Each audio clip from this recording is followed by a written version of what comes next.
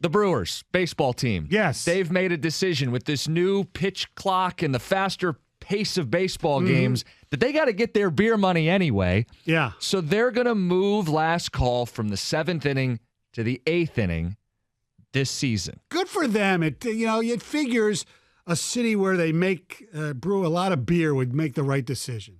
And they're named after the Brewers, obviously. Do you think it will happen here, and should it happen at Comerica Park? 248-539-9797. Yes and yes. Do you really think, will it make a really big difference? Will they get a lot more money? And Well, it depends. Well, first of all, it's not that big of a difference. I mean, over 80 games.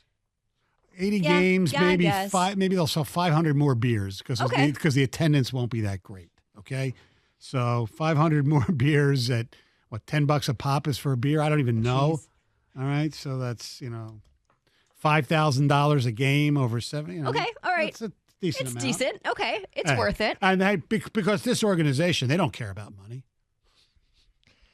So what is this really about? Because my understanding for last call was they needed to give people time to sober up. That's why it existed previously and currently. Or just not give people the opportunity to have one more before they hit the Right road. before they go out into their vehicle and put the keys in. Which makes sense. Plausible deniability and safety is the biggest reason why last call exists at baseball games. So then how do you justify, with the 9th inning going quicker and every inning going quicker, moving it back to the 8th inning? Aren't you now saying... Yes. It's hypocrisy. Yes. And it also, by the way, tells me that this safety thing was a flimsy thing anyway. Right? Well, yeah, but they did it to look good. So how late can they serve beer while still looking good? The 8th inning? Is this what we've collectively decided? You couldn't do the 9th because if you did the 9th, you'd be enabling alcoholism. Well, it's the same. Come on. Allegedly, it becomes basically the same amount of time is what they're trying to do, I guess. Meaning, like from the start of the game until the last beer, it's the same. But to me, it's not about the time from the start to the end. It's the time from last call to the end of the ball game. Right. So last call, the 8th inning. So if the Tigers are winning, you're talking only a half an inning. Okay, so it's 5 minutes maybe. So right. What's the and then just let it go the whole game. And that's the conclusion that I've gotten to as well. And it's not because I want more drunk drivers on the roads. That's not at all what we're advocating. It's the idea that you should still be cutting people off who have had too much, just like a bartender would at a bar. Hey, sir, ma'am, we can't serve you. Yeah. You're slurring your words. You couldn't even walk up to buy the beer. Someone had to help you. We're not selling you a beer. You still maintain the right to refuse alcohol to anybody. But, yeah, I think you just sell it for the 9 innings because what stops someone from leaving early after last call anyway? So let's say you think you're being high and mighty and you're going to cut off beer sales at the 7th or the 8th. Well, someone leaves after their last beer immediately. Right. So you accomplish nothing. Ultimately, it comes down to whether people are going to... They're just going to keep it going. I mean, and I get it, and I think it's okay. Now, what if you had a relative who was, okay, I understand that, but chances are that person is so drunk to begin with that extra beer is not going to make that much of a difference. I would think, but what do I know? So let's get Tim's thoughts. Tim, you're in Lake Orion. You've experienced some of how it's already changed this year. I have actually. We were at the game on Saturday when they got blown out by the Red Sox 14-5, but we had made a day of it. We decided to stay for the whole thing.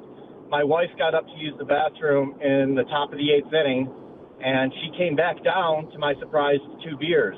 So I don't know if they were supposed to sell those or if maybe Comerica Park's already on board with this new plan, but I'm not complaining. So they've already kind of lightened. Yeah. That's what somebody said about opening day, too. Right. I think it's smart business-wise. And then if the safety argument was always a flimsy one at best, this isn't at all surprising that they're going after their beer money that they may have lost with the pitch clock. Exactly. But like we said, if the play of the team does not improve, it's not going to be that much of a significant increase in revenue. Yeah, but at the same time, they're doing it for a reason. These rules have had an instant effect, and you're seeing teams change policies that have been in place for years and years immediately. And think about this. What if it's only a half a 9th inning? That's what I said. It's like just, you 5 minutes. This is so hypocritical. It shows When we brought this up earlier, we had what sounded like a law guy call in and said, basically, this is in place for plausible deniability or whatever he called it. Yeah. So that if you get put into a suit or court, that you can say, look, we tried to limit our patrons as best we could. Policies are in place. That's why it exists. But it's laughable to assume. Like, the Brewers are a good baseball team, right? Yes. So when they're at home and they're winning, they won't bat in the bottom of the ninth. So if they cut off beer sales in the 8th, right? It's like, hey, on your way out the door, everybody gets a beer. I mean, that's basically what they're doing. And if that's your MO, fine. But then don't do this flimsy safety argument. No. And I wouldn't expect the Tigers, unless we call or somebody asks them, to even announce anything. No. I mean, they haven't. No, I know. At least to the best of our knowledge.